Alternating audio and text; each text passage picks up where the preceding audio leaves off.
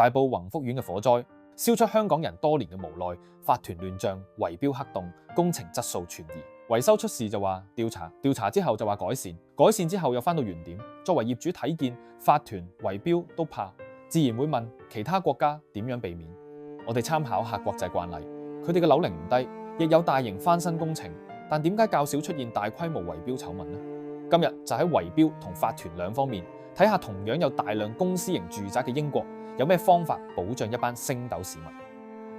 戴頭盔先，呢條片並唔係要批鬥分化，指出所有問題漏洞，亦唔係因為崇洋，有錯就要改，參考一啲人哋值得借鏡嘅地方，釐清弱點，先知點樣改善，令市民真正安居樂業。圍標係咪真係冇辦法杜絕？真正嘅獨立調查委員會有咩用？我唔直接答你，我用例子答你。先講香港，香港嘅圍標並唔屬於一條獨立嘅刑事罪名，要拉人通常要靠其他罪名，例如欺詐、利益輸送、串謀詐騙等等。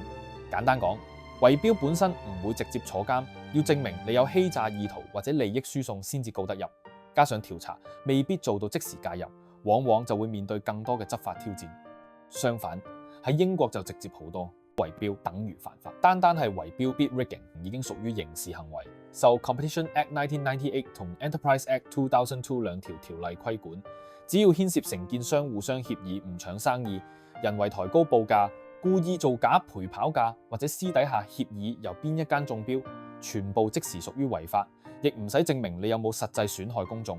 英國負責調查嘅係 CMA， 英國競爭及市場管理局，係一個完全獨立於政府體系之外嘅部門。唔屬於政府任何一個部門，並且直接向國會負責。佢嘅角色好簡單，只要你破壞公平競爭，佢就會出手。俾佢捉到嘅話，公司可以被罰全球營業額嘅10%，而涉事管理層最高可以被判監5年。英國過往亦出現過震撼全國嘅大型圍標案。2009年，當時仲叫 OFT 嘅 CMA 揭發英國103間建築公司串謀圍標，多年嚟喺公營工程中陪跑同抬價。最後總罰款達1.29億英鎊，大約係嗰陣16億港紙。多間大型公司被重罰，公司高層亦被禁止出任董事達7至15年。所以你見到英國唔係冇人圍標，而係因為有真正獨立、具刑事調查權嘅 CMA 有效威懾，犯法成本高到大部分公司都唔敢冒險。除咗杜絕圍標嘅行為，英國嘅 leasehold 住宅管理制度其實同香港法團有啲相似，但佢哋多咗3道非常關鍵嘅防線，專門用嚟防止濫權同利益輸送。第一道防線就係管理架構嘅設計。英國嘅樓宇唔係由法團自己處理工程，而係由業主組成董事局，再聘請獨立嘅管理公司負責日常運作。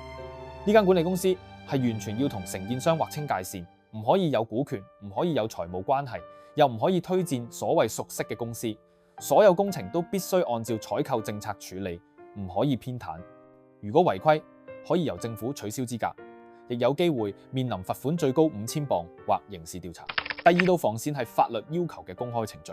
根據 Landlord and Tenant Act 1985規定，只要工程金額要每位業主俾超過250鎊，管理公司就必須啟動 Section 20 Consultation， 一個強制性嘅公開諮詢程序。過程要求向全體業主發通告，收集最少2份報價，其中必須嚟自至少一間獨立公司，並且俾業主有至少30日提出意見嘅時間。之後，管理公司必須書面回覆業主嘅疑問。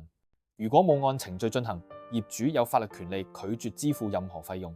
第三道防線係法律機構嘅介入。如果業主有任何懷疑，例如覺得報價唔合理、管理公司偏袒承建商、工程質素差，或者涉及懷疑有圍標出現，可以直接向 First Tier Tribunal Property Chamber 申訴。呢個法庭擁有非常大嘅權力，可以推翻整個工程，裁定業主無需支付，要求重新公開招標，甚至命令管理公司作出賠償。除此之外，工程嘅標準亦比較嚴格，涵蓋安全、健康及環境要求。英國採用 British Standards 英國標準、Building Regulations 2010以及 Fire Safety Act 2021。所有驗收程序必須由地方當局或獨立批准檢查員進行。業主、管理公司同承建商雖然可以參與設計階段，但檢查過程本身係獨立嘅，唔容許干預。換句話講，想偷工減料、走捷徑難度更高，有助堵住系統性腐敗。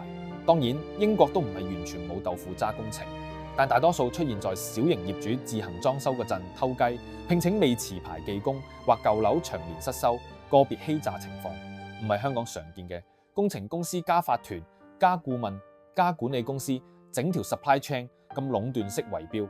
而近日大家所提及2017年嘅 Grenfell Tower 火災，問題本質都係材料監管失效，而唔係圍標或者法團出事。但到最後嘅調查報告都指出，成件事係 failure across all levels and among everyone involved， 即係由政府監管部門到工程相關，全部都責無旁貸。政策設計得好，就算有人想做壞事都唔容易做到。但如果本身漏洞多，就算你揾幾百個獨立調查，結果都唔會變。所以問題出喺邊？